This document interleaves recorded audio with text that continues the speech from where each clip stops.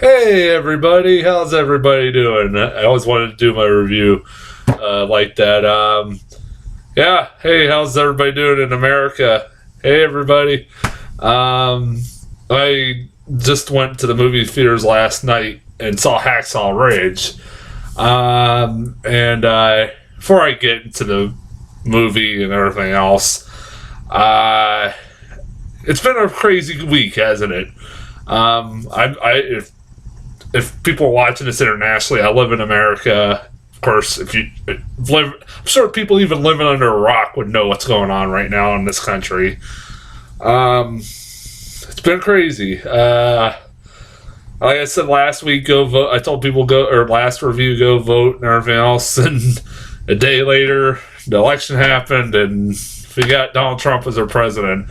I just wanted to tell everybody watching my reviews, everything else. I voted for Hillary. I'm not going to hold it against you if you voted for Trump, but it's been an interesting 4 years. Definitely. I don't know what's going to happen. I hope everybody's safe right now. Any Muslim friends, any gay friends, any black friends of mine, hang in there. I don't know what the hell's going to happen with you guys. Just hang in there. Or in Latino fan or friends, any people watching. It's a crazy world we live in right now. But I'm here to do my movie reviews. I'm going to continue doing them. So let's get right into it. That's all I'm going to say. Talk about. I'm sick of talking about this election, anyways. Hacksaw Ridge. Man, was I looking forward to this movie. I didn't get a lot of trailers for this going in. I got maybe one time a trailer for this, but I've seen commercials over and over and over again for the last couple months for this thing. And it looked good. And from the trailer, when I saw the full trailer, I definitely sold me because I was like, this is a really as it is Mel Gibson directing, kind of looking like he was making a comeback. It was an interesting story that I never heard of before about this unique World War II veteran that saved a lot of people without firing a single bullet. It intrigued me. It really did, and the reviews for this have been phenomenal. I was like, wow. I had a day off today, so I went late to the movie theater last night and caught a screening of this. And this movie I would be shocked if this is not my top 5. Or I don't know if this is my favorite film of the year, but it's close to being my favorite film of the year. This is a damn good movie. I really highly recommend it. Damn. And it's a movie, honestly, I recommend a lot of people watch right now. And the state that this country's in, this is a movie that I think a lot of people should go see. I'll explain why in a bit, but it's kind of an uplifting film almost. For one reason, it's a little uplifting. I'll talk about that in a second. But if Andrew Garfield isn't a top contender for Best Actor, I will be shocked, honestly. Come on, Best Picture or Oscar time this year. This movie, he is really good in this movie. This is his movie. He carries it, and he pulls off a great, strong performance. And I was sitting there while watching this. This is a religious movie. It's a straight up religious movie about religion. And I'm not religious at all, but it's a movie about religion. And nowadays we keep getting flooded with a lot of religious movies, from Pure Flix and all that crap, God's Not Dead and stuff like that. And what's different from movies like that, terrible movies like that, good movies like this, is that one, it has a lot of great, Andrew Garfield. One of the biggest differences is that Andrew Garfield seems like a real fucking person in this film. He does have a little bit of elements. If he were played by somebody else that wasn't as charming as he was, it would come up. Some of the stuff he does early in the movie with Teresa Palmer would, if it was a different actor and the wrong actor, it probably would come off a little creepy. but because he's so charming and like likable, he's really good in it. Like he's like convincing. He's kind of like a little bit of a dork. Like he kind of is almost like how Peter Parker, how he played Peter Parker a little bit in Amazing Spider-Man films. He's really, goddamn, this kid's a really good actor, and like the scenes where he has to emote, it like has to, you know, has some really heavy acting, like, you know, like the scene where he's in the prison and going nuts at when he's about to be AWOL or court-martialed and everything else. It's really powerful shit. And the scenes where he's saving all those people is amazing. You have a hell of a like supporting cast. Teresa Palmer's great. You know, as the love interest, chemistry between her and Andrew Garfield's pretty good. She wasn't enough in this movie that I really like. She was good. What she was in this movie, she was really good. You got Vince Vaughn. Vince Vaughn. I just kind of drew a blank there for a second. Vince Vaughn is kind of fun in this movie as the drill instructor that, like, basically he's kind of like the sergeant that is in his boot camp, and he's kind of the drill sergeant, and he's trying to channel R. Lee Ermey a little bit in some scenes, like that scene where they first get introduced to him, and like his line delivery and stuff, it was cracking me up. And like why I liked Andrew Garfield even a little bit more was because like Andrew Garfield was chuckling like at the stuff he was saying, like I was chuckling at, it was like it seemed like genuine reactions that somebody would have, like me, that like when this guy's like spouting these like crazy ass lines, like Vince Vaughn's spouting these crazy ass lines like he is. During that one scene where they get introduced to, I like Vince Vaughn a lot in this movie. I like seeing Vince Vaughn do serious acting. He could be a good actor. I'm glad he's getting away. Hopefully, this is a sign that he's getting away from all that stupid comedy shit. His comedy shtick has been getting old for a few years now. And I hope he kind of goes back to like roles like these. Sam Worthington's in it too. He's really good. Hugo Weaving as I wouldn't be surprised if Hugo Weaving gets a supporting actor nomination. He's really good in this movie as Andrew Garfield's dad, who's like this drunk who's a World War I veteran who, you know, like this takes place in Virginia, and he keeps like throughout the whole movie getting drunk and visiting the site of his dead comrades, and it's really, really good. It's like the really effective emotional scenes.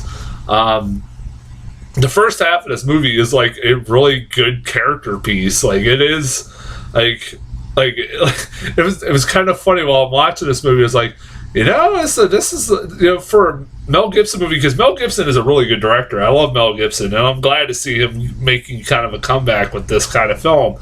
I was like, man, this is a really good character film for Mel Gibson, you know?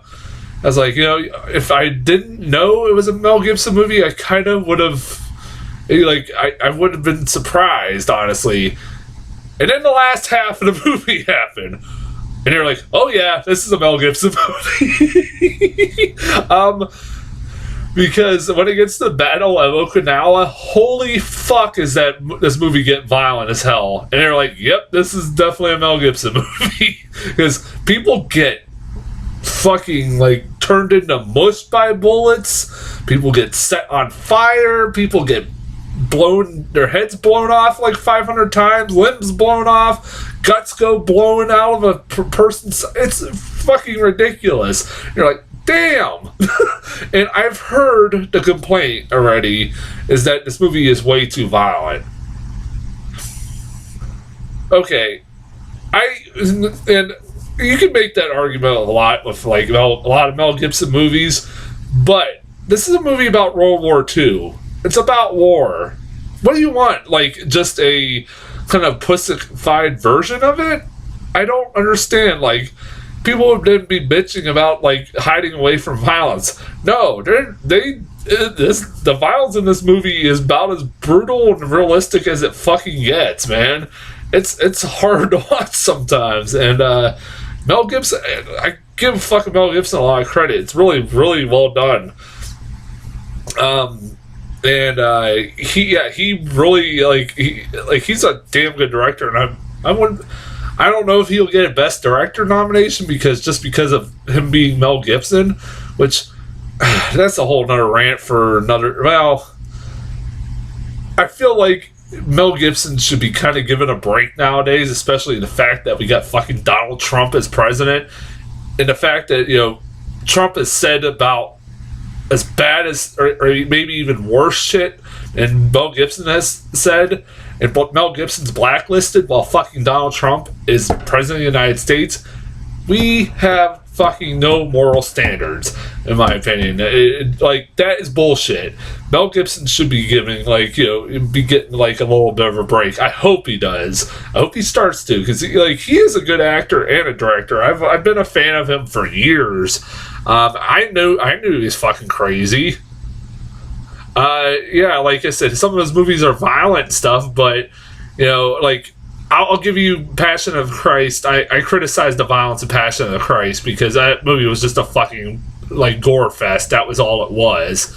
But this movie actually tells a great story before it gets to the gore, and not just start and end with fucking gore like Passion of Christ did. I barely remember Apocalypto before you asked me. I remember that movie being gory as hell. I remember that was just seeing if he could top. I remember watching that this is him trying to see if he can top Passion of the Christ and violence. I barely remember. That was the last major movie he directed that got released, pretty much. I know he's done a few movies after that, but I'm just saying. And I love Braveheart. But he's a goddamn good director. And like I said, my opinion, this is a movie that people need to watch right now. And and where this country is right now, I think people really need to see this, because it's a movie about a really good person, how good people can be. Because this guy, who Andrew Garfield played, he put his life on the fucking line. He didn't have to, and he put his life on the line to save every single one, almost every soldier he could. He saves 47 people. When everybody else leaves, all these wounded soldiers on the battlefield, he stays and tries to save them all. That's amazing, man. That's incredible. You need to see stuff like this. A really uplifting kind of movie around this time of this country, what's going on in this country right now. It's kind of an uplifting movie to watch. It kind of gives you a little bit more faith in humanity while you watch it. That there are people out there like this, and also today is Veterans Day, so kind of a good movie to watch during Veterans Day, even though it's 10 o'clock at night, so you won't be able to see it on Veterans Day, but it's a good movie to watch. I think I was the youngest person in the theater. There was a few people there. I really highly recommend this movie. I do. I really hope. I hope this movie continues to make a lot of money. Not just because I like Mel Gibson. I want to say that right off the bat, but it's it's a really good movie and a really good sit. There's any complaints I had, there are some random scenes in this movie and just that made me kind of what the fuck. That scene at the beginning where the fucking where Andrew Garfield as a boy just hits his brother in the head, slams a brick into his brother's head and almost kills him, and that's how he learns about how the commandment of thou shall not kill. That's the reason why he goes he won't the whole story is that he won't hold on to a rifle. He won't use a rifle at all, and he almost gets court-martialed when he's in the army and stuff like that, because he's refusing to give into orders that they're giving him, his commanders are giving him, and he's trying to change their let him not use a rifle because of his religious beliefs. And he ends up becoming a medic and whatever, and so on and so on. But yeah, what the hell was it? God damn, I just lost my train of thought. I apologize. Oh, yeah, like I said, yeah, like that scene where he just nails his brother in the head with a fucking brick. You're like, wow. So that's how you learned about the command of thou shalt not kill, where he almost killed his fucking brother. Wow. I don't know how accurate that is, but all right. I haven't looked. I didn't look at the accuracy of this movie. Oh, and that scene at the end of the movie where the Japanese are committing suicide, like they're like stabbing their, I don't know what it's called, I forget what it's called, but it's a procedure that like Japanese soldiers do so they don't have to surrender or whatever, and they stab their insides, they get their head chopped off. I'm like, was that really necessary, Mel Gibson? I really don't think so. It didn't really add anything to the ending of the movie, but and like it wasn't like we followed these Japanese soldiers, didn't really know them by name. It was like kind of just pointless. It was just like Mel Gibson wanted to make another, like, show a little bit more violence, even though it wasn't really a violent scene. I don't know. I guess Mel Gibson just couldn't help himself. I can see some people saying this is a little racist against Japanese people because they do refer to them as animals, but also at the same time, this is during World War II and they're fighting these people. As like they're these merciless. I played Call of Duty World at War. I remember just yelling really horribly racist things because the Japanese in that game are hard to beat. They just pop out of nowhere. But anyways, go see Hacksaw Ridge. As far as trailers go, I only got one new trailer, and it was that trailer for La La Land. I got like a lot of trailers for like a lot of Oscar, like obvious Oscar bait films, and like this I've heard really good things about. I'm not sure what the hell this movie's about. It's like Ryan Gosling and Emma Stone live in Los Angeles, and it's a love story. It's written by the guy who made Whiplash, written and directed. I don't know what the hell. I don't know what it was like a teaser trailer. I'm like, I don't know what I've seen posters. I've heard this is supposed to be really good. I just don't know what the hell this movie's about. So, yeah, that's as far as trailers go. I'll be back within the next few days with a review for Arrival, which I'm hearing really good things about too. So, yeah, I haven't got any trailers for that, except I've seen a couple commercials, but I'm kind of going in with that one with like very little knowledge, so this will be interesting. So until then, I'll talk to you guys later.